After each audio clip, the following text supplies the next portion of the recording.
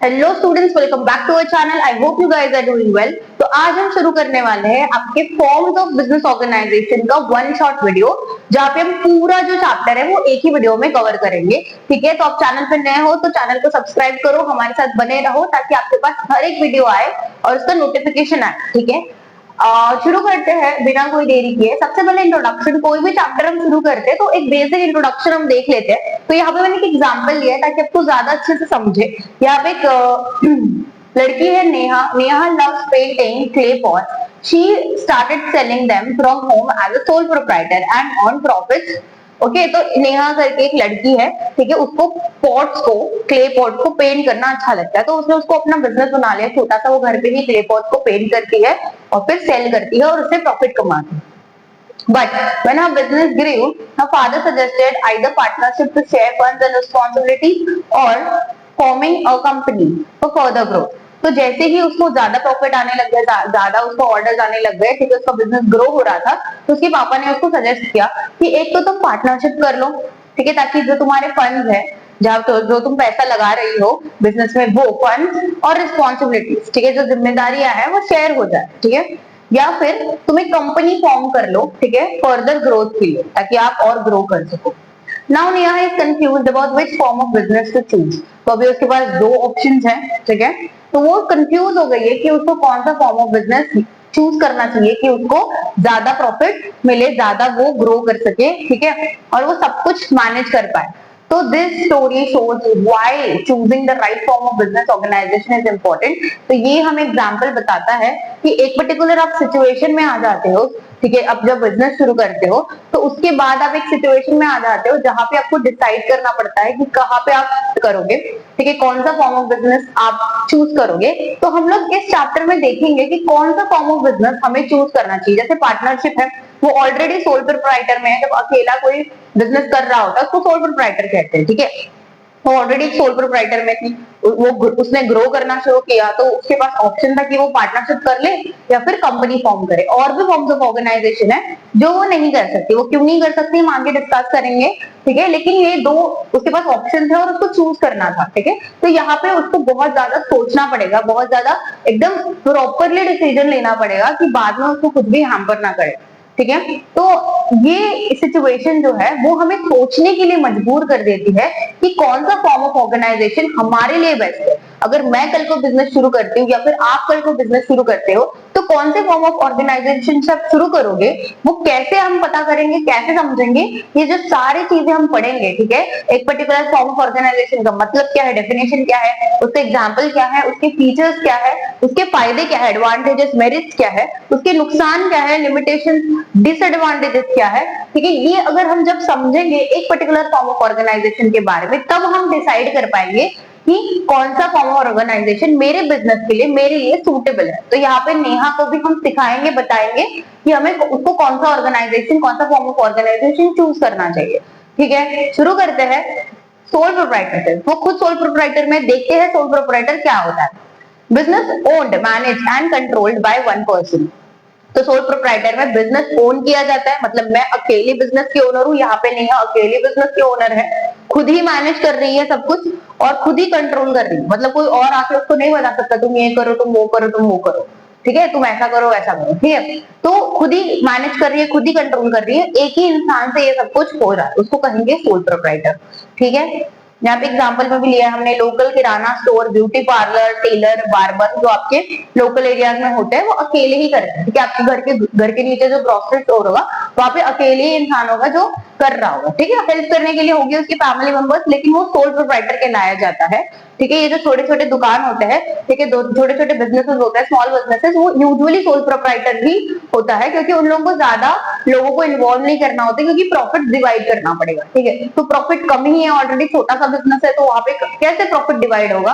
तो इसलिए वो अकेले सब काम करते, अकेले सब मैनेज करते, अकेले सब कंट्रोल करते, उस बिजनेस को हम कहेंगे सोल प्रोप्राइटर। ठीक है, आई होप आपको इतना क्लियर हो गया होगा। देखते हैं उसके फीचर्स क्या क्या है। सबसे पहले easy formation, sole proprietor form करने के लिए, शुरू करने के लिए, चालू करने के लिए बहुत ईज होता है।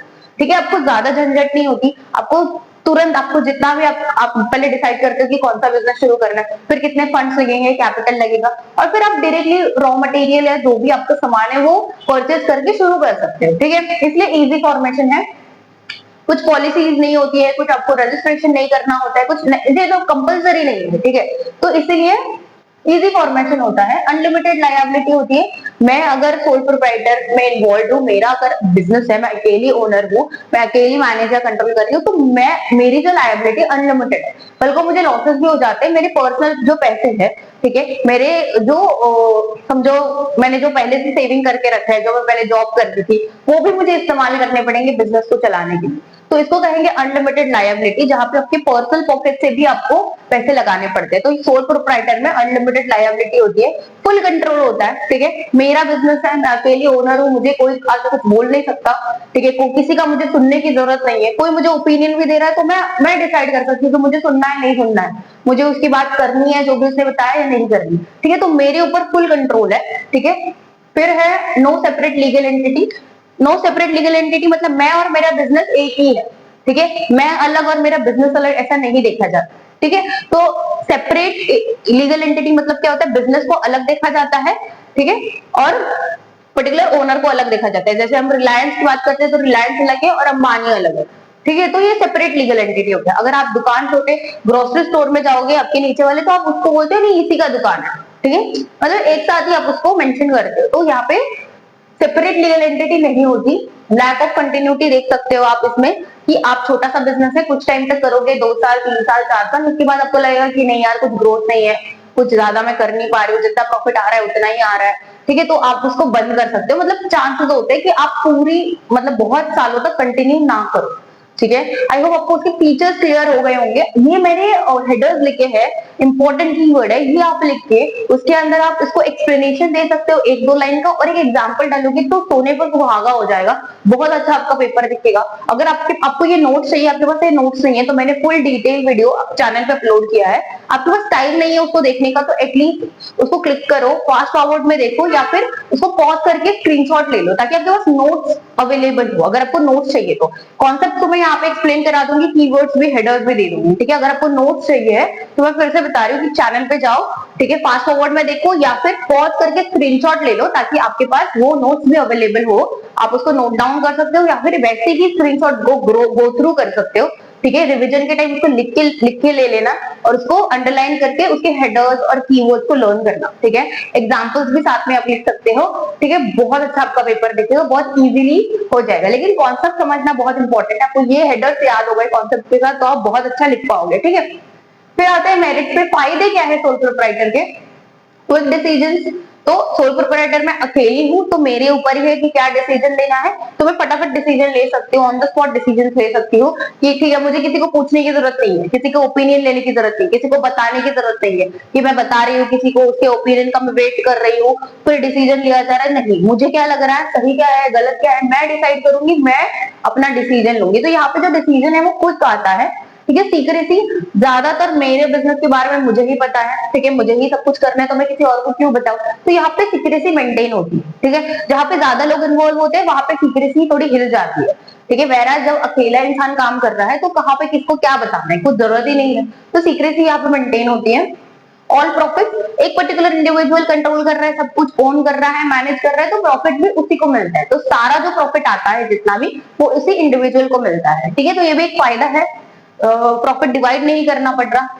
पर्सनल सेटिस्फैक्शन ऐसे भी होता है कि जो इंडिविजुअल है खुद ही सब कुछ कर रहा है, उसका खुद का है, तो एक वो फीलिंग होती है कि नहीं यार ये सब कुछ मेरा ही है, मैं अकेले सब कुछ कर रहा हूँ। तो जो सेटिस्फैक्शन की फीलिंग होती है ना, कि मैं खुद से सब कुछ कर रहा हूँ, वो यहाँ पे ज्यादा होती है। कि यहाँ पे आपको किसी और पे डिपेंड नहीं करना पड़ रहा है, किसी और का कुछ भी आपको लेना नहीं पड़ रहा, तो यहाँ पे जो सेटिस्फैक्शन की फीलिंग होती है वो ज्यादा होती है। Easy to start and close, तो शुरुआत करना भी इजी है और बंद करना भी ज्यादा कुछ लीगल झंझट नहीं है, कुछ फॉर्मेलिटीज नहीं है, आप आराम से तुरंत खोल भी सकते हो अगर आपके पास थोड़ा बहुत भी कैपिटल है तो ये बिजनेस को। और अगर आपके पास मतलब आपको अभी ऐसे लग रहा है कि नहीं चल रहा है, दिक्कत हो रही है, या फिर नहीं इतना प्रॉफिट मैं निकाल पा रहा हूँ या निकाल पा रही हूँ, तो आप इजीली इसको बंद भी कर सकते हो। आपको किसी को एक्सप्लेनेशन देने की जरूरत नहीं है, कुछ लीगल फॉर्मेलिटी करने की जरूरत है, डायरेक्टली बिजनेस बंद कर सकते हो। ठीक है, तो ये उसके मेरिट्स हो गए, फायदे हो गए। ऑब्वियसली हर एक चीज के फायदे नुकसान दोनों होते हैं, तो लिमिटेशंस भी देख लेते हैं कि क्या लिमिटेशंस है। लिमिटेशन देखो, लिमिटेड रिसोर्सेज। देखो अगर एक ही इंसान है तो ज्यादा रिसोर्सेज कलेक्ट नहीं कर पाता, ठीक है, तो इसलिए यहाँ पे रिसोर्सेज जो है, क्योंकि जो चीजें हमारे बिजनेस को लगती है उसको रिसोर्सेज कहते हैं, और रिसोर्सेज हमारे यहाँ पे लिमिटेड होते हैं क्योंकि अकेला इंसान क्या क्या करेगा, ठीक है।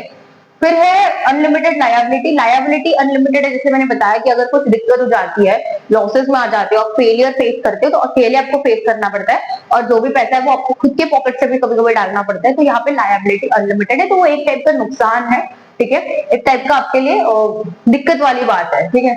लिमिटेड लाइफ, यहाँ पे जो आपकी लाइफ है लिमिटेड है। लिमिटेड मतलब कि आप 4 साल बाद 5 साल बाद आपको लगेगा कि अरे कुछ ग्रोथ ही नहीं है ज्यादा, ठीक है, इतनी बहुत एक्सट्रीम ग्रोथ कुछ होती नहीं है। अगर ग्रोथ होती है तो जैसे नेहा का केस है, सोल प्रोप्राइटर थी, उसकी ग्रोथ हो रही थी तो उसको ऐसे लग रहा था कि अभी मैं सोल प्रोप्राइटर में कंटिन्यू नहीं कर पाऊंगी, मुझे और फंड्स की जरूरत है क्योंकि ज्यादा ऑर्डर्स आ रहे हैं, ज्यादा लोग जुड़ रहे हैं, तो उसको चेंज करना पड़ रहा है फॉर्म ऑफ ऑर्गेनाइजेशन। एक तो पार्टनरशिप में जाना पड़ रहा है या फिर कंपनी में जाना पड़ रहा है, तो यहाँ पे कंटिन्यूटी जो होती है वो डिफिकल्ट है मेंटेन करना, ठीक है। तो अगर आपकी ग्रोथ होती भी है तो भी आपको कोई और फॉर्म ऑफ ऑर्गेनाइजेशन में शिफ्ट करना पड़ता है, ठीक है, नहीं तो फिर बहुत केसेस में ग्रोथ ही नहीं होती, तो यहाँ पे कंटिन्यूटी का जो केस है वो आता ही नहीं है, ठीक है, इसलिए लैक ऑफ कंटिन्यूटी कहेंगे।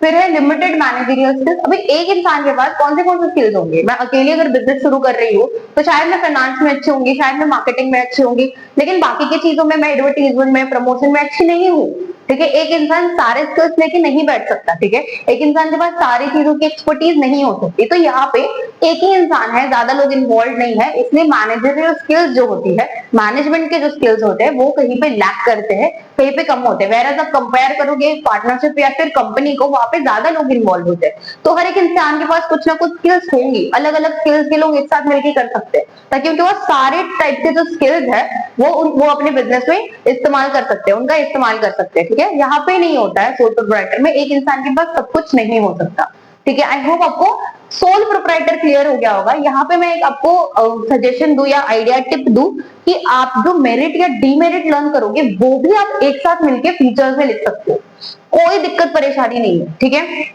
या फिर फीचर्स के ही जो आप लर्न करोगे उसमें से जो पॉजिटिव पॉइंट्स है वो मेरिट में लिख सकते हो, जो नेगेटिव पॉइंट्स है वो डीमेरिट में लिख सकते हो। ये मैंने फुल वीडियो में बताया है, ठीक है, कि कैसे आपको उठा के पहले फीचर्स में से ही कुछ पॉइंट्स जो आएंगे वो पॉजिटिव पॉइंट्स एडवांटेज में आएंगे, कुछ नेगेटिव पॉइंट्स होते हैं वो डिसएडवांटेज में आएंगे, या फिर आप मेरिट या डीमेरिट लर्न कर लो और उसको ही फीचर्स में लिख दो, ठीक है। तो यहाँ पे आपका काम थोड़ा इजी हो जाता है, आपको डबल कुछ मेमोराइज करने की जरूरत नहीं है, ठीक है, और समझ के मेमोराइज करो, बिल्कुल भी रट्टा मारने के पीछे मत जाओ, ठीक है। मेमोराइज करना होता है मतलब कॉन्सेप्ट की क्लियरिटी के साथ मेमोराइज करना होता है, ठीक है। तो यहाँ पे हम आपको समझाने के लिए है, नोट्स देने के लिए है, सब कुछ हम यहाँ पे मटेरियल प्रोवाइड कर रहे हैं, फुल वीडियो में, डिटेल वीडियो में सारे नोट्स है, यहाँ पे हम आपको हेडर्स एग्जाम्पल देने की कोशिश कर रहे हैं। चैप्टर वाइज इंपॉर्टेंट क्वेश्चंस का वीडियो भी आएगा जिसमें हर एक प्रकार के क्वेश्चंस आपको देखने मिलेंगे जो एक पर्टिकुलर चैप्टर से पूछे जाते हैं, ठीक है, मतलब short answer type, long answer type,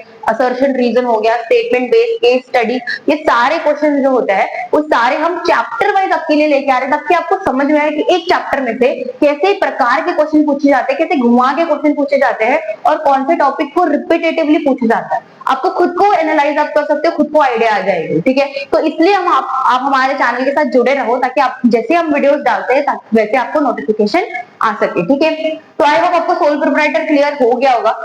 बढ़ते हैं जॉइंट हिंदू फैमिली बिजनेस पे। जॉइंट हिंदू फैमिली बिजनेस जो है वो business carried out by members of Hindu undivided family. तो यहाँ पे ये जो बिजनेस है वो हिंदू अनडिवाइडेड फैमिली शुरू करती है, इसको चलाती है, ठीक है। ये मैनेज बाय करता, तो उसमें जो सबसे एल्डेस्ट मेंबर होता है, सबसे बड़ा जो होता है एज में, ठीक है, वो कर्ता बनता है, उसको हम कर्ता कहते हैं, और उसकी जो लायबिलिटी होती है वो अनलिमिटेड होती है, ठीक है, वो हम पढ़ेंगे आगे। मेंबरशिप इज बाय बर्थ, तो वहां पे उनके घर में जो जिसकी भी बर्थ होती है वैसे ही वो मेंबर बन जाता है हिंदू अनडिवाइडेड फैमिली का, ठीक है। तो हिंदू अनडिवाइडेड फैमिली ये पर्टिकुलर एक फैमिली है, एक खानदान है, घर है, ऐसा आप समझ सकते हो, जहां पे ये बिजनेस वो लोग करते हैं विद इन देयर फैमिली, ठीक है। और वहां पे जो सबसे एल्डेस्ट होता है, सबसे जो बड़ा होता है, वो उसको कर्ता कहते हैं, और उसकी जो लायबिलिटी है वो अनलिमिटेड होती है। वेराज जो उनके बाकी के मेंबर्स होते हैं उनकी लायबिलिटी लिमिटेड होती है, और जैसे ही उनके घर में कोई नया बच्चा नए बच्चे का जन्म होता है, ठीक है, उसकी बर्थ होती है, तो वैसे ही वो मेंबर बन जाता है हिंदू अनडिवाइडेड फैमिली का। ठीक है, आई होप आपको क्लियर हो गया होगा। फीचर्स देखते हैं, एटलीस्ट 2 मेंबर्स, तो ये पर्टिकुलर फैमिली में 2 मेंबर्स तो होने ही चाहिए, तभी ही इसको हिंदू अनडिवाइडेड फैमिली कहेंगे। अगर अकेला इंसान है तो सोल प्रोप्राइटर में आ जाएगा। ठीक है, एटलीस्ट 2 मेंबर होने चाहिए। कर्ता मैनेजेस, कर्ता जो है सबसे एल्डेस्ट मेंबर जो है वो सब कुछ मैनेज करता है। फॉर एग्जाम्पल जो एल्डेस्ट मेंबर है उसकी डेथ हो जाती है, ठीक है, कुछ भी होता है, अनसाउंड हो जाता है, वो डिसेबल हो जाता है, कुछ के अभी वो नहीं कर सकता मैनेज, तो उसके उससे जो थोड़ा सा छोटा होगा, ठीक है, जो बाकी लोगों से एल्डेस्ट है, ठीक है, सेकंड एल्डेस्ट कह सकते हो आप, वो कर्ता बन जाता है और वो सब कुछ मैनेज करता है। ठीक है, लायबिलिटी ऑफ कर्ता इज अनलिमिटेड, जैसे मैंने कहा सिर्फ कर्ता की लायबिलिटी अनलिमिटेड होती है और बाकी लोगों की लिमिटेड होती है, others limited. Continuity in short, तो अभी एक फैमिली है जो नया बच्चा भी पैदा हो रहा है, ठीक है, नया भी कोई उनके फैमिली में जिसकी बर्थ हो रही है वो भी मेंबर बन रहा है, तो ऑब्वियसली कंटिन्यू होता रहेगा। ठीक है, जो एल्डेस्ट है वो उसकी डेथ हो जाएगी तो नया जो इंसान है उसके बाद वाला जो एल्डेस्ट है वो बन जाएगा कर्ता, फिर उसके बाद वाला जो एल्डेस्ट है वो बन जाएगा, और ऐसे कंटिन्यूटी होती ही रहती है। जैसे फैमिली उनके आगे बढ़ रही है वैसे वो लोग और आगे बढ़ते रहेंगे। ठीक है, उनकी जो फैमिली है वो कंटिन्यू कर लेती है बिजनेस को, ठीक है, बंद नहीं करती। ठीक है, फीचर्स देख लिया हमने, मेरिट्स देखते हैं। इफेक्टिव कंट्रोल, अपने घर के अंदर ही हो रहा है, फैमिली के अंदर ही हो रहा है, तो कंट्रोल काफी इफेक्टिव होता है। ठीक है, फिर है कंटिन्यूटी, जैसे मैंने बताया कि यहाँ पे जो फैमिली है वो जैसे ही कोई पर्टिकुलर एल्डर है उसकी डेथ होती है तो आगे वाला जो एल्डर है, ठीक है, उसके बाद वाला जो एल्डर है वो कंटिन्यू करेगा, फिर उसके बाद वाला एल्डर है वो कंटिन्यू करेगा, और ऐसे ही जैसे ही फैमिली उनकी बढ़ रही है, ठीक है, जैसे नए बर्थ हो रहा है वैसे आगे वाला जो इंसान है वो उसको कंटिन्यू कर लेता है बिजनेस को। Limited liability of members, same जो हमने फीचर्स में पढ़ा था, बाकी के मेंबर्स की लायबिलिटी लिमिटेड होती है। ठीक है, उनको अपने पॉकेट से कुछ नहीं डालना होता, और यहाँ पे आपको लॉयल्टी देखने मिलती है क्योंकि घर की बात है। ठीक है, तो लॉयल्टी आपको यहाँ पे देखने मिलेगी, वेराज आप बाकी की चीजें देखते हो, पार्टनरशिप कंपनी, वहां पे इधर उधर से लोग आए हुए होते हैं जो एक साथ काम करते हैं, वहां पे लॉयल्टी कहीं पे लैक करेगी, लेकिन जब घर की बात होती है वो घर के अंदर रखते हैं, एक दूसरे पे ट्रस्ट करते हैं, तो यहाँ पे लॉयल्टी ज्यादा देखने मिलती है।